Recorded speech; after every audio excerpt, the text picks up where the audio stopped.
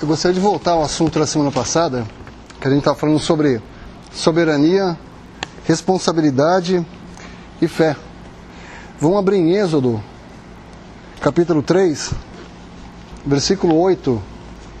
Portanto, desci para livrá-lo da mão dos egípcios, e para fazê-lo subir daquela terra, a uma terra boa e larga, a uma terra que mana leite e mel, ao lugar do cananeu e do eteu, e do amorreu, e do ferezeu, e do eveu, e do jebuseu. Também Êxodo 6:6. Portanto, diz aos filhos de Israel: Eu sou o Senhor, e vos tirarei debaixo das cargas dos egípcios, vos livrareis da sua servidão, e vos resgatarei, com o braço estendido e com juízos grandes. Davi se refere ao Mar Vermelho como sendo Cristo morto e ressuscitado por nós. E aqui está falando exatamente do Mar Vermelho, que aqui é um ato soberano. Eu desci, eu sou o Senhor, eu vos tirarei, eu vos livrarei. Isso é o Senhor falando. Ele não é um ato dividido, é a soberania dele para a gente. E no Êxodo 14, versículo 13, Moisés, porém, disse ao povo: Não temais, estai quietos e vede o livramento do Senhor, que hoje vos fará, porque aos egípcios que hoje vistes, nunca mais vereis para sempre. Então aqui o comando do Senhor para a gente, a palavra dele para a gente foi: fica quieto e veja. Mas aqui no Mar Vermelho aqui teve juízo, teve um cordeiro que foi morto, teve os soldados egípcios que foram mortos quando o Mar Vermelho fechou em cima deles.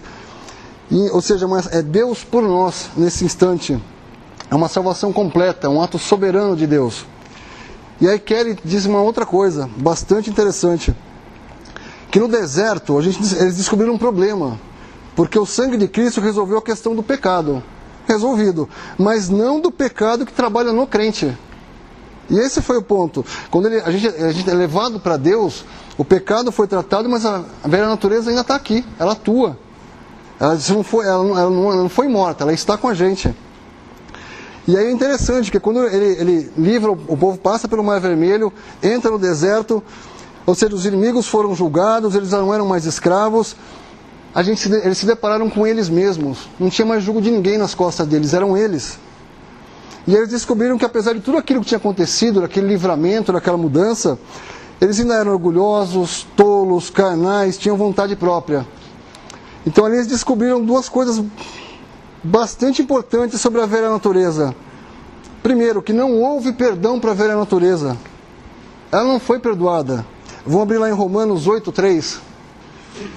Porquanto o que era impossível à lei, visto como estava enferma pela carne, Deus enviando o seu Filho em semelhança da carne do pecado, pelo pecado condenou o pecado na carne. Ou seja, Deus condenou aquela vida. E eles não entenderam muito bem naquele momento. E aí descobriram uma outra coisa muito importante, complicada da velha natureza. Ela tem uma tendência contínua a se afastar de Deus. Tudo que ela faz é para afastar de Deus. E aí é interessante que o Senhor Jesus ele não virá para nos abençoar onde estamos, como Israel. Ele não vai abençoar a gente aqui. Não é esse lugar. Israel sim, ele vai voltar no milênio, vai tratar com Israel para a gente. Não. Nossa promessa é outra. Ele vai nos buscar e nos levar para ficar onde estiver. Não é aqui para a gente. E aí entra a figura do Jordão. Que o Jordão somos nós mortos e ressuscitados com Cristo. Se no Mar Vermelho era Deus por nós, agora é Deus em nós. Paulo usa muito essa frase no Novo Testamento para dizer em Cristo, em Cristo, em Cristo. Ele volta isso muitas vezes. Que a gente pode muita coisa em Cristo. E aí como cruzar o Jordão? Hoje, fé. Vamos abrir lá em Gálatas 2:20. Aqui o apóstolo fala, né? Estou crucificado com Cristo e vivo, não mais eu, mas Cristo vive em mim. E a vida que agora vivo na carne, vivo na fé do Filho de Deus, o qual me amou e se entregou a si mesmo por mim. É interessante, ela vivo na fé. Só para a gente lembrar o que é fé, que é Hebreus 11:1, que é o firme fundamento das coisas que se esperam, Cristo, e prova das coisas que não se veem, o céu. É interessante esse momento. E aí vem a parte prática do cristão, que aí entra a nossa responsabilidade, que é viver de acordo com o lugar que Deus definiu para a gente. Essa terra não é nossa, né? Vamos abrir lá em Filipenses 3:20. Mas a nossa cidade está nos céus, donde também esperamos o Salvador, o Senhor Jesus Cristo. Também vamos abrir algo bendito, que é Efésios 1:3. Bendito o Deus e Pai de nosso Senhor Jesus Cristo, o qual nos abençoou com todas as bênçãos espirituais nos lugares celestiais em Cristo. Cidadania, bênçãos celestiais, completamente diferente de Israel. E em tudo isso, de que maneira? Em Cristo. Ele diz aqui, esperamos o Salvador, o Senhor Jesus, em Efésios, lugares celestiais em Cristo. A nossa nova natureza, só existe um lugar que ela pode ser completamente satisfeita, é no céu. É só lá. Enquanto a gente estiver aqui, ela será incompleta. Não tem o que fazer com ela. Deus julgou a carne. E o que a gente é chamado a fazer como cristão é ficar do lado de Deus. É o que Ele nos mostra o tempo inteiro. Ocupar os nossos corações com o que é precioso aos olhos de Deus. O único poder que o cristão tem, o único e verdadeiro poder que o cristão tem nessa vida, é lembrar que nós somos cidadãos celestiais. Em Cristo. Esse é o ponto. Se a gente não tiver isso em mente, como eu posso me comportar direito? Se a gente esquecer a nossa cidadania. Aí eu queria citar duas coisas, que assim, tem um filme dos anos 80, chamado Um Príncipe em Nova York. Era uma comédia, que era um príncipe africano, que ele vai para Nova York, mas ele chega em Nova York e ele não quer viver uma vida de rei, ele quer viver uma vida de uma pessoa comum. Então ele vai trabalhar numa lanchonete, ele se veste de maneira comum, mora num subúrbio, mas então ele quer ser uma pessoa do povo. Ele está ali, aquela não é a terra dele, ele é um rei, ele é de uma família real, mas naquele momento ele está no meio daquele povo. Só que tem um problema, mesmo ele estando no meio daquele povo, ele fala diferente, ele se porta diferente. E as pessoas percebem isso. Por exemplo, eu tenho uma sogra que ela é italiana. Se você falar com ela 5 minutos, você pode não saber que ela é da Itália, mas se você, essa mulher não é daqui. Alguma coisa ela tem de diferente. Isso não leva meses para entender. Leva minutos. Assim, essa pessoa, não, é de algum outro lugar. Esse sotaque, esse jeito, a maneira que ela fala, as coisas que ela fala, a maneira como ela se porta. E aí, é que a gente volte para isso, né? O quanto que a gente se identifica com essa nossa nova pátria. A gente viu aqui, a carne foi julgada, a natureza foi julgada, o mundo foi julgado. O quanto a gente reflete no nosso dia a dia, na nossa maneira de falar, na nossa maneira de vestir. O quanto as pessoas ao nosso redor identificam que a gente é diferente, que a gente é estrangeiro nesse lugar. Assim, essa pessoa é diferente? Quanto a gente vive isso? Se você, por exemplo, fala na casa da minha sogra, ela veio para o Brasil e ela quer viver como eu vivia na Itália. Na minha casa dela não tem arroz e feijão, ela só são coisas da Itália, ela só fala de coisas da Itália. Tem uma irmã nossa que está na França, a Marilisa. Ela postou ontem, ela quer comer arroz e feijão. Ou seja, ela quer se identificar com a pátria de onde ela veio. O quanto a gente se identifica com a nossa pátria? Aí Kelly diz algo precioso, essa é uma verdade muito preciosa. Que assim como a gente já passou pelo Mar Vermelho, a gente também já passou pelo Jordão. Assim como a cruz de Cristo nos trouxe salvação, né, e a gente tem a certeza da salvação, então a gente também tem que ter certeza que nós somos cidadãos celestiais. Essa é uma verdade, de certa forma, abandonada. A gente é peregrino? Sim, mas a gente não é só peregrino. Nós somos peregrinos e cidadãos celestiais. A gente não está aqui de qualquer jeito. E nós estamos unidos a Cristo.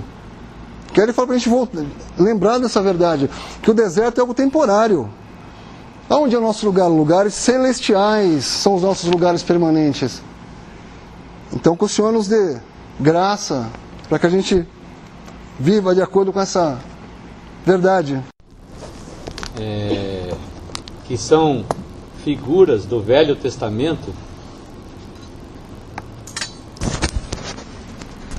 Duas situações distintas que são figuras para nós do Velho Testamento, que Deus usa e traz para o Novo Testamento. Claro que o povo de Israel foi o povo escolhido de Deus. E para Deus obrar ter feito aquela obra de tamanha grandeza, tinha que ser um poder, né, acima de um poder normal, porque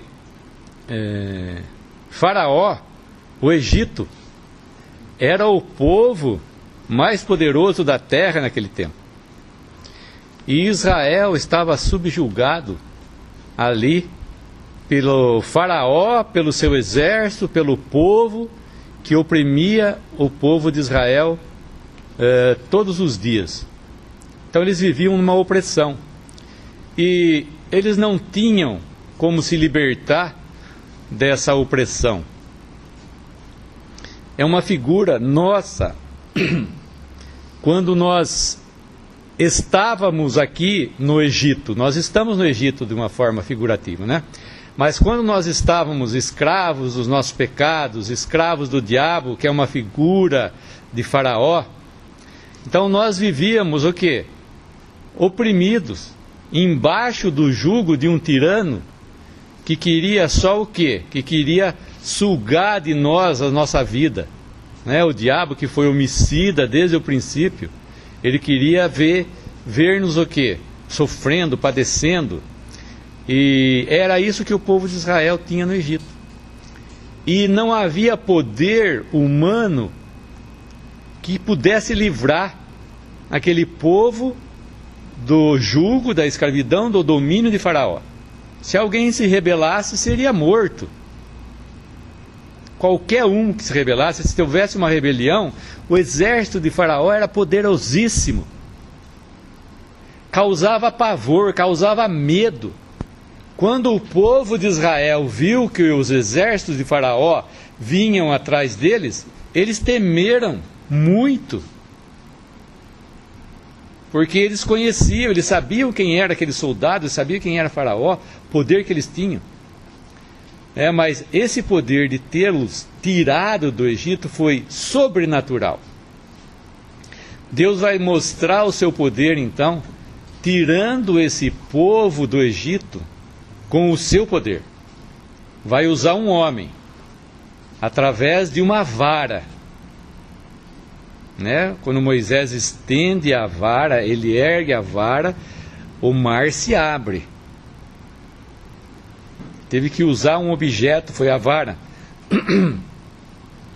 Mas antes de tudo, se a gente passar lá para Êxodo 12, nós vamos ver que esse livramento não foi sem ter havido uma vítima inocente, morrido, derramado o sangue, porque sem sangue não há remissão de pecados. Aquele povo que estava escravo ali, ele foi liberto, na verdade Deus libertou, Deus os comprou, figurativamente, com o sangue do Cordeiro. Porque vendo eu sangue, diz as Escrituras, passarei sobre vós, e não haverá praga de morte sobre nenhuma casa, sobre nenhuma casa. E então, esse custo de tê-los libertado foi a custo de sangue, que é uma figura de Cristo. Cristo morrendo pelos nossos pecados. A passagem do Mar Vermelho, nós vamos ver que ela se deu à noite, se deu em trevas. Não é? E diferentemente quando eles atravessaram o Jordão, foi durante o dia. Então, aquele significado que o irmão falou, quando eles saíram, eles passaram pelo mar, foi Cristo morrendo por nós. Porque o mar se abriu em dois e eles passaram no meio. E eles podiam ver as águas do lado direito e as águas do lado esquerdo como uma grande muralha. Isso causava pavor para eles. E o exército de Faraó vindo atrás, mais temor ainda. Quando nos fala de escuridão, né, quando Cristo morreu, fez-se trevas por toda a terra. E a escuridão fala da negrura dos nossos pecados. Não foi, então, sem um custo que Deus nos libertou dos nossos pecados, mas foi através do sangue de Cristo. E nós vemos que essa opressão que teve quando eles saíram do Egito, uma coisa é sair do Egito, outra coisa é entrar na terra de Canaã. Quando eles saíram do Egito, quando eles atravessaram o Mar Vermelho, eles puseram o pé aonde? No deserto. Claro que eles tinham, não sei quanto que era a jornada que eles tinham para ir direto para a terra, se eram 11 dias, mas eles ficaram 40 anos no deserto.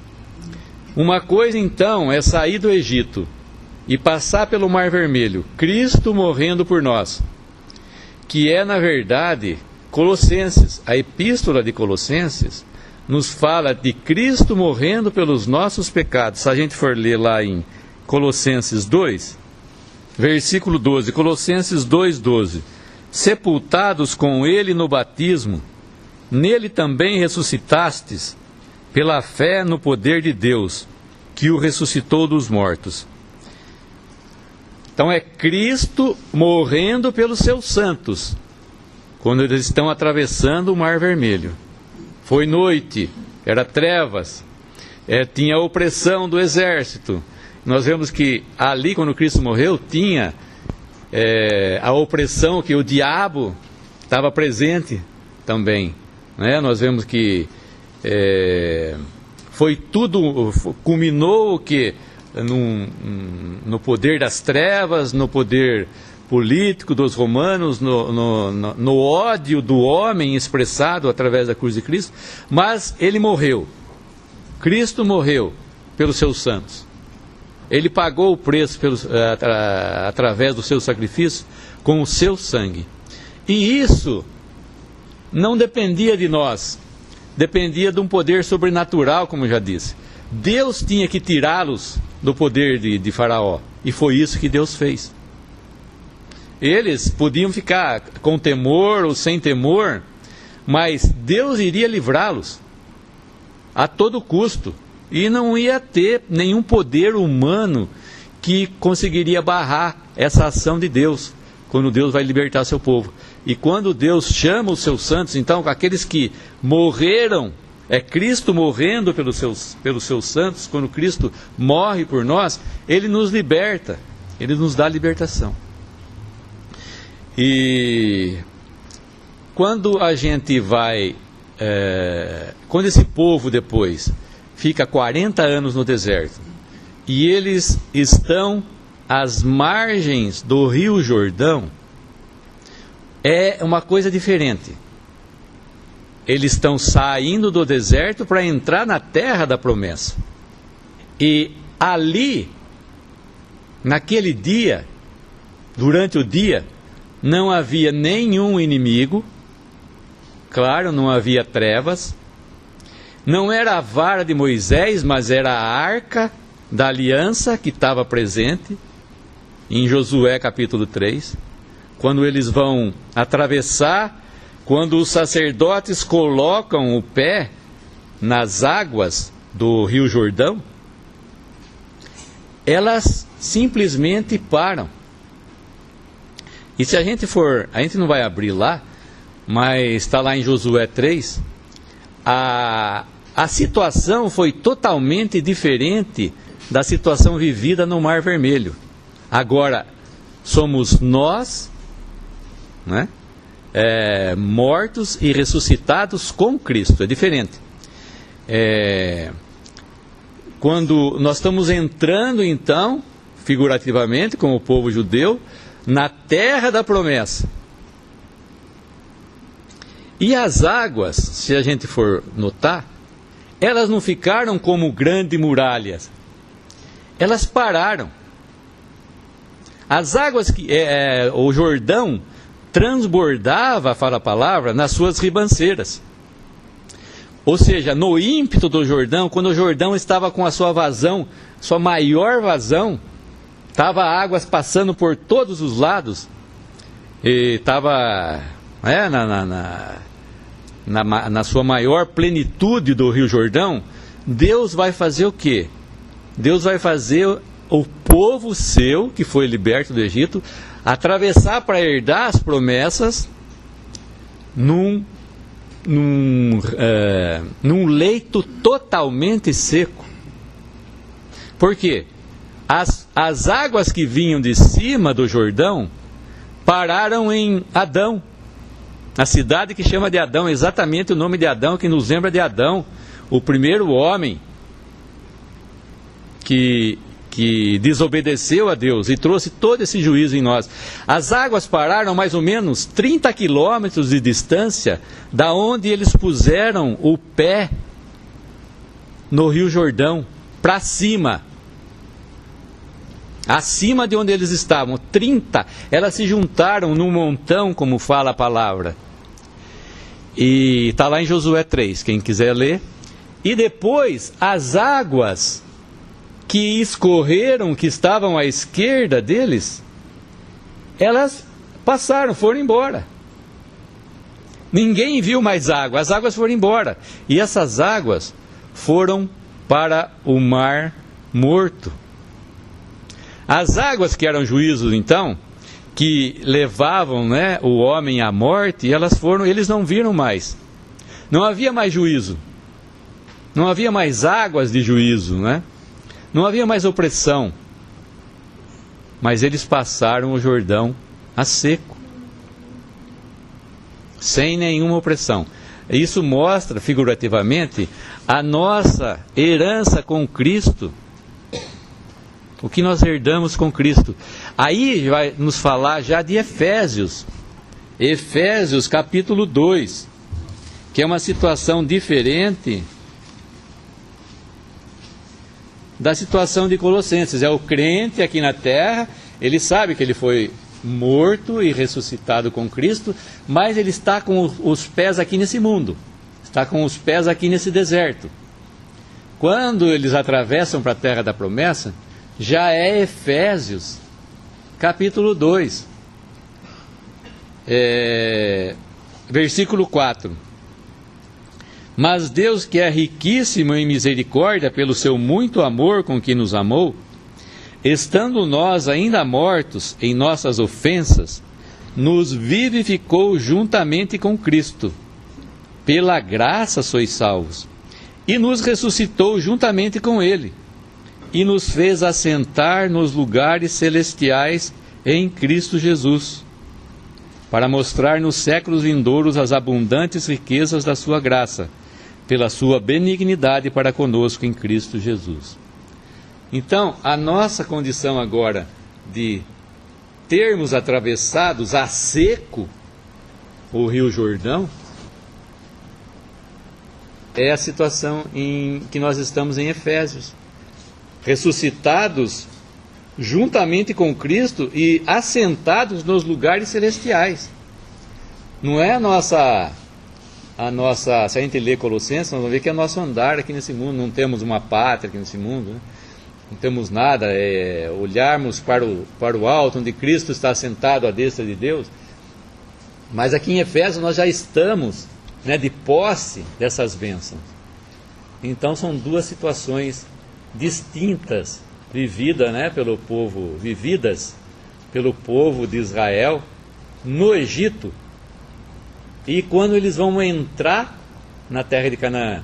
Então no Egito o inimigo estava atrás, em Canaã o inimigo estava na frente,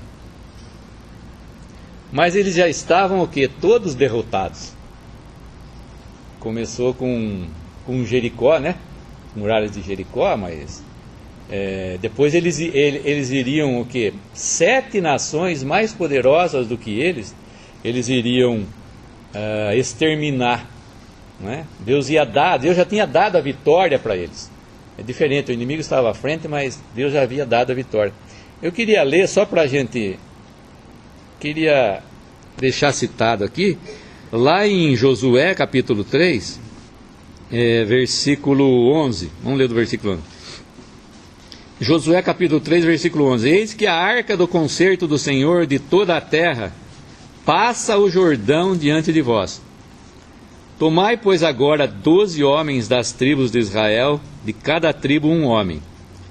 Porque há de acontecer que assim que as plantas dos pés dos sacerdotes que levam a arca do Senhor, o Senhor de toda a terra, repousarem nas águas do Jordão, se separarão as águas do Jordão, e as águas que de cima descem pararão num montão.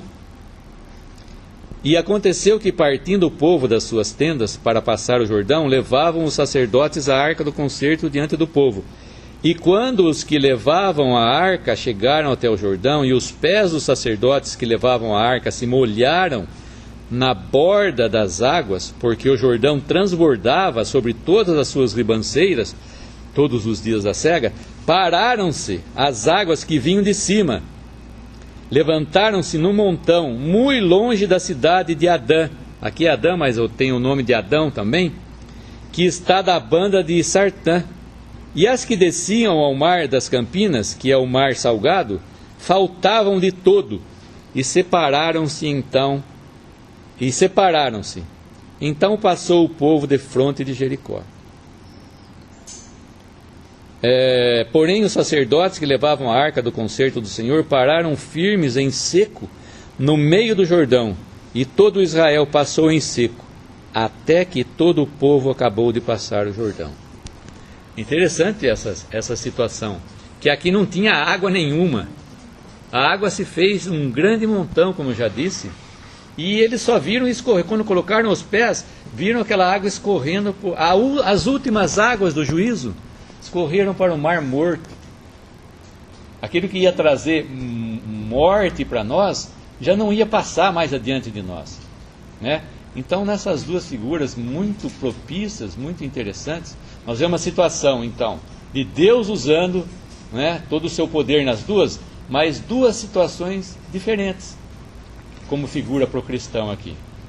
Eu recebi uma pergunta de uma pessoa que é até curiosa a pergunta, né? Porque ele diz assim: já que Cristo pagou na cruz por todos os nossos pecados e não existe mais a possibilidade de nos perdermos eternamente, será que pecar não seria uma forma de nós mostrarmos para Deus o quanto nós confiamos nessa salvação?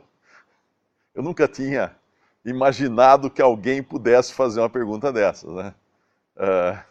Então, quanto mais eu viver em pecado, mais eu estaria demonstrando para Deus que a minha fé é segura mesmo, que eu confio que eu não vou perder minha salvação, que eu não vou me perder para sempre.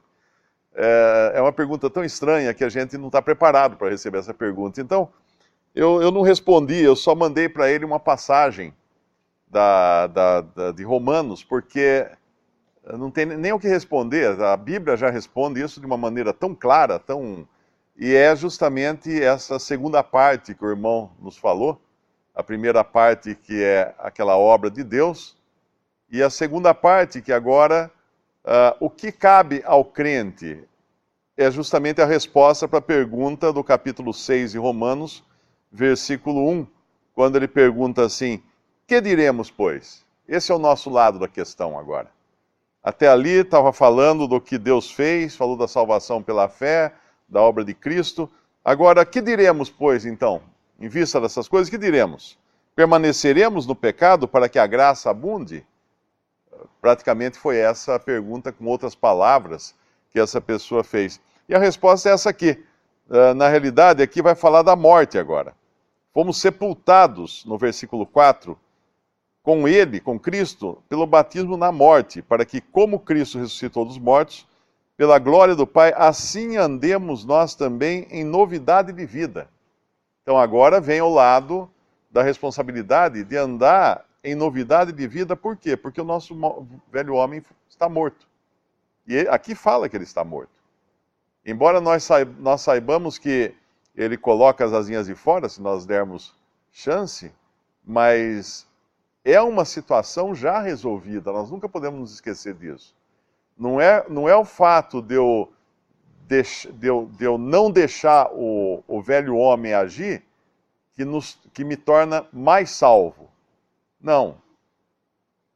Mas porque se eu deixá-lo agir, eu continuo salvo para sempre. Porém, eu não vou usufruir daquelas bênçãos que foram reservadas, vamos chamar assim, do outro lado do Jordão. Eu vou continuar num deserto e sofrendo os ataques da carne. Como é que chamava aquele rei que foi o primeiro que atacou? Foi Amaleque. Eu vou estar lidando com Amaleque o tempo todo. E esse capítulo 6 é importante, porque o versículo 6 dele diz, sabendo isto, uma coisa que tem que ter em mente, que o nosso homem velho foi com ele crucificado, para que o corpo do pecado seja desfeito, para que não sirvamos mais ao pecado.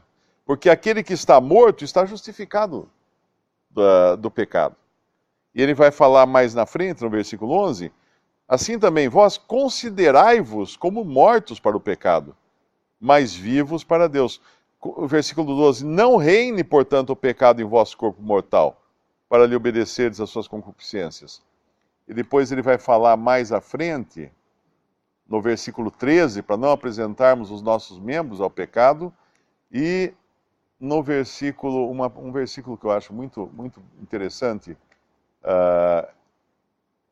é o 16. Não sabeis vós que a quem vos apresentardes por servos para lhe obedecer, sois servos daquele a quem obedeceis, ou do pecado para a morte, ou da obediência para a justiça. Então essa é a nossa situação agora. Éramos servos do pecado, sem jeito de fazer outra coisa a não ser pecar.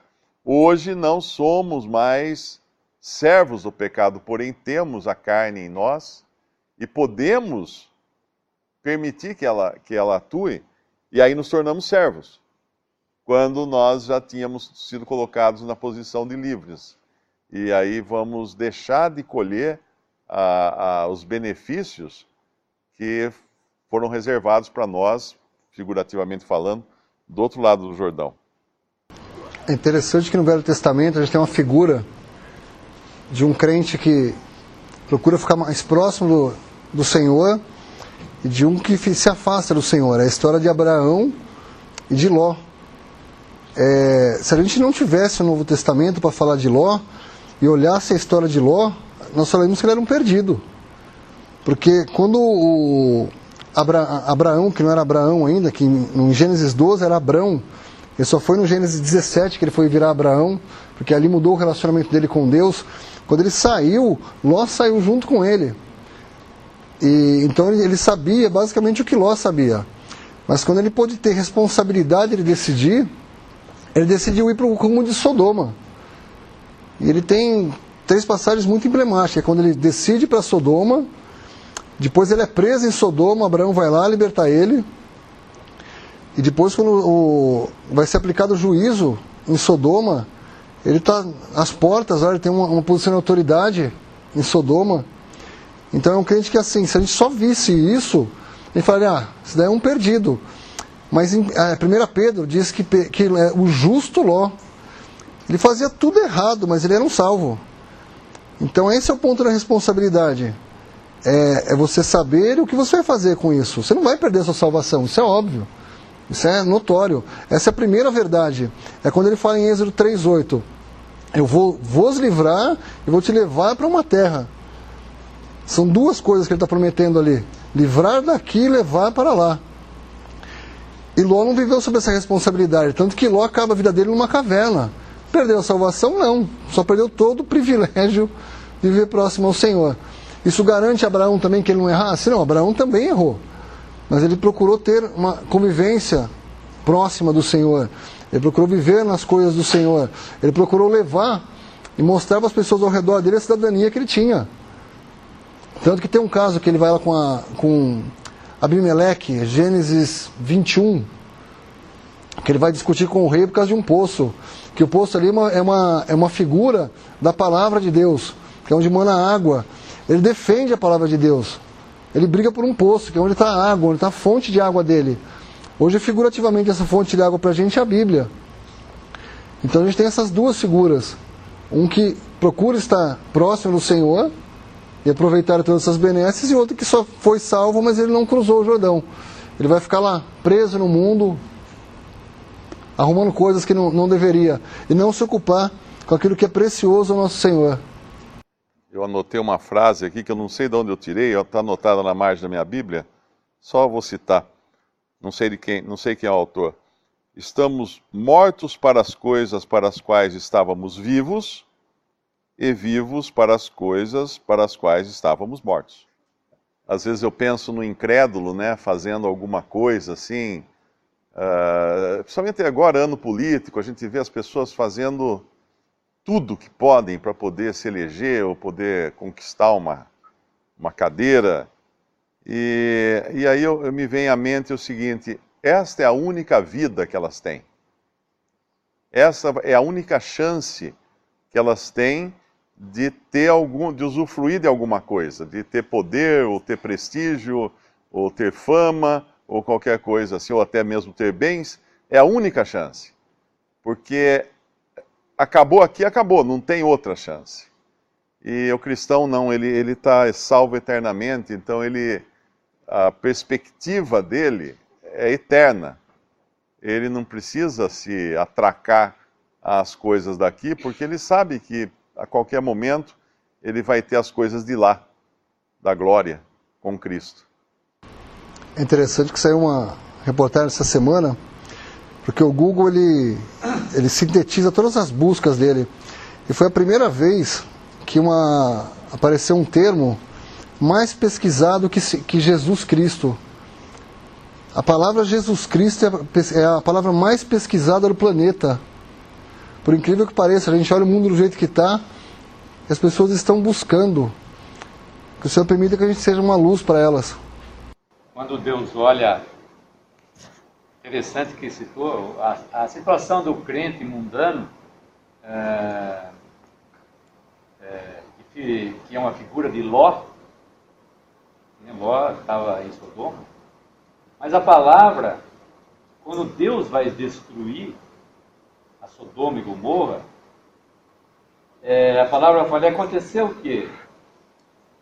Destruindo Deus as cidades da campina, Deus se lembrou de Abraão e tirou Ló do meio da destruição. Deus não se lembrou de Ló. Gostado? Deus se lembrou de Abraão, porque ele havia feito um concerto com Abraão e havia prometido para Abraão que não condenaria o justo com o ímpio. E nós temos isso numa figura de Cristo. Nós temos que olhar para Cristo. Ainda que a nossa situação nesse mundo aqui seja uma situação difícil, ou seja uma situação que a gente não está levando de acordo com a palavra de Deus, a gente está vivendo em desobediência, Deus vai olhar para Cristo. Claro que nós vamos ser afetados por causa da nossa comunhão, mas sempre é Cristo, nunca é nosso andar, né, de maneira nenhuma que nós vamos agregar alguma coisa à nossa salvação. Mas Deus olha para Cristo, autor e consumador da nossa salvação e da nossa fé. Só para terminar, 1 Pedro 2,9, não precisa abrir lá não. Mas vós sois a geração eleita, o sacerdócio real, a nação santa, o povo adquirido, para que anuncieis as virtudes daquele que vos chamou das trevas para a sua maravilhosa luz.